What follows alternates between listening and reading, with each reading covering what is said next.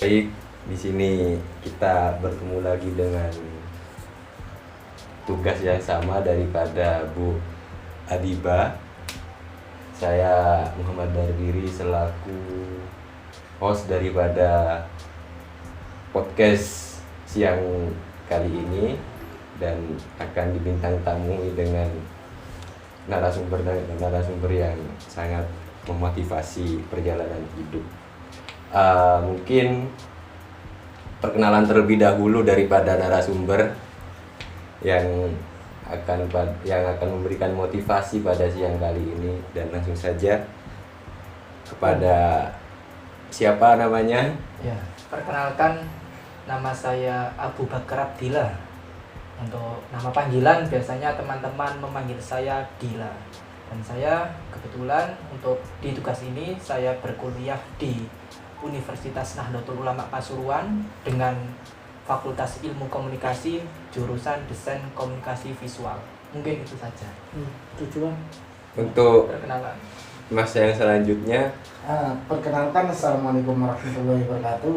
Perkenalkan, nama saya Muhammad Todi Andrianto dan nama panggilan sangat banyak, yaitu bisa disebut salah satunya Jo, bisa Bur, Subur, itu salah satunya. Dan saya kuliah di UNU, Iya. Universitas Nahdlatul Ulama, dan prodi Desain Komunikasi Visual. Tujuan di sini saya hanya sekedar untuk memenuhi syarat mata kuliah, yaitu UAS dari Bu Adiba. Lanjut, saya serahkan ke host. mungkin cukup bisa dikenal dan bisa dijadikan teman kalian untuk diskusi pada selanjutnya mengenai tentang perkuliahan. Mas Dila sama Mas Jo, ada beberapa pertanyaan mengenai tentang perkuliahan. Yang pertama, apa yang mendorong sampean-sampean untuk bisa melanjutkan di perguruan tinggi begitu? Dan dulu apa saya dulu? Ya, Mas Jo dulu. Mas Jo. Saya dulu. Untuk saya kuliah sampai jalan sekarang ini, motivasinya yaitu teringat keluarga, ingin meninggikan derajat orang tua, dan ingin merubah senyuman orang tua menjadi kenyataan. Salah satunya yaitu saya sudah mendirikan usaha, yaitu usaha percetakan. Salah satunya usaha percetakan yaitu undangan digital maupun percetakan. Dia itu nama usaha saya yaitu Go Design, dan sudah tertara di Google Map, sosial media. Alhamdulillah berjalan sampai sekarang. Dan tujuan saya masuk di dunia desain, yaitu tujuannya ingin mendirikan usaha saya semaksimal mungkin supaya lebih maksimal, lebih bagus, kan gitu. Itu saja. Mungkin cukup menarik daripada pemaparan tentang apa yang mendorong perkuliahan daripada Mas Tony, yaitu untuk menjadikan senyuman orang tua menjadi kenyataan begitu. Dan kita akan dengar daripada narasumber yang pertama, yakni daripada Mas Dila, mengenai apa yang mendorong untuk melanjutkan ke pendidikan perguruan tinggi begitu, Mas Dila. Ya, terima kasih.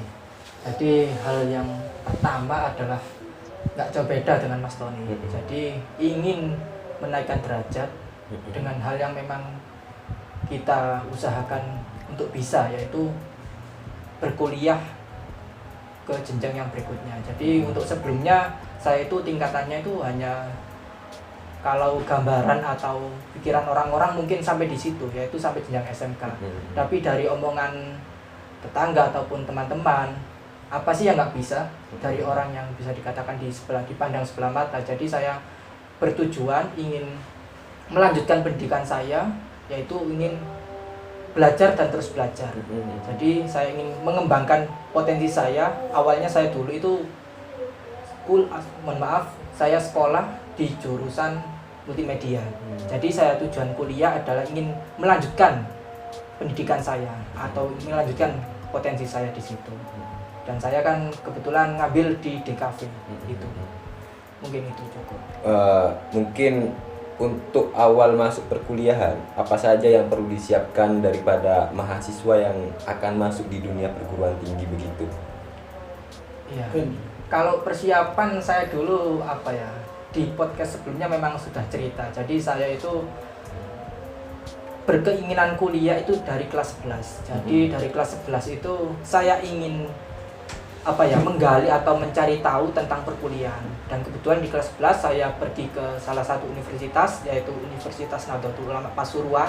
Saya ke sana tanya ke bagian administrasi pendaftaran mahasiswa baru. Saya terkait di situ tanya-tanya tentang mahasiswa pendaftaran. Di situ saya sudah mempunyai bekal. Kalau saya lulus di kelas 12 saya akan melanjutkan dan saya memantapkan untuk kuliah di sana. Jadi saya memang sudah menyiapkan dari kelas 11 itu terkait berkas apa saja dan apa yang mau saya ambil, jurusan apa itu yang terutama. Jadi sebelumnya ada pandangan untuk ngambil jurusan apa begitu ya? Iya, betul.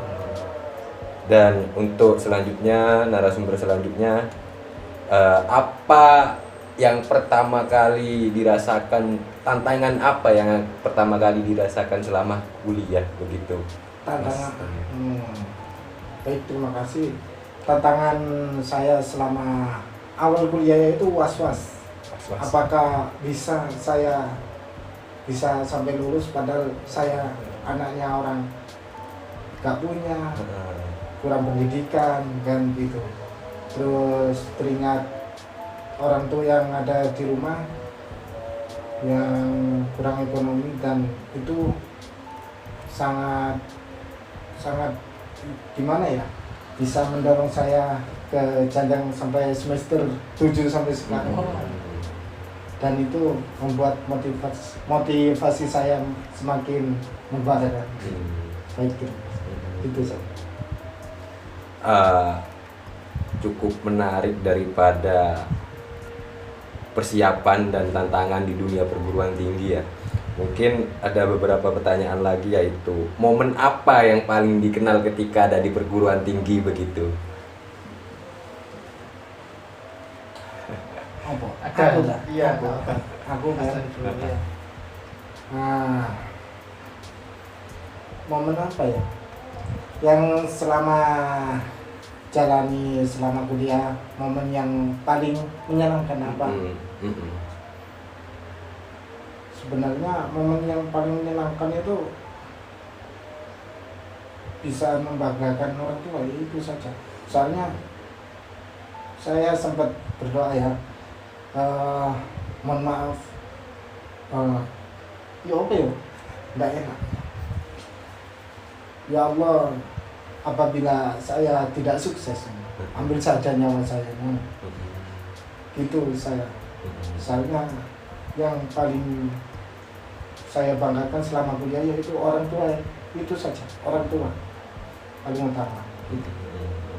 Jadi momen yang paling berkesan yaitu doa orang tua, katanya Mas Tony selama di perkuliahan begitu kan. Untuk Mas Dila sendiri mengenai momen yang berkesan di dunia perkuliahan itu gimana? Kalau saya lebih ke relasi. Jadi saya merasakan betul ketika di kuliah itu relasi saya itu bertambah lah. Iya, baik itu pertemanan, kemudian terkait ilmu atau pengetahuan yang saya awalnya nggak tahu menjadi tahu. Dari situlah saya merasakan, oh jadi kuliah ini tidak hanya sekedar mendapatkan gelar saja, tapi kita memang benar-benar mendapatkan apa yang harus kita butuhkan ketika kita terjun di masyarakat, baik itu untuk kita di dunia pekerjaan ataupun kita bermasyarakat, kita memang diajarkan betul di perguruan tinggi. Gitu. Mengenai saya tertarik dengan ngomong relasi dan ngomong tentang ilmu pengetahuan yang ada di perguruan tinggi. Jadi ketika berbicara tentang relasi, bagaimana sih kehidupan sosial yang ada di kampus itu sebenarnya? Kan soalnya dilihat daripada FTV pasti pulang kuliah itu bawa cewek begitu kan kira-kira. Apakah perkuliahan itu seperti gitu? Kalau itu kan dari sisi yang kurang baik lah. Tapi kalau di universitas yang saya tempuh di sana itu lebih ke arah yang positif. Soalnya di sana kan ada yang namanya keorganisasian. Kalau di tingkatan di bawahnya kan SMK kan ada OSIS. Kalau di sana itu ada yang namanya HMP, itu organisasinya jurusan. Kemudian ada yang namanya BEM, itu organisasi di tingkat lingkup kampus, semua jurusan. Dan ada yang memang organisasi yang di luar kampus.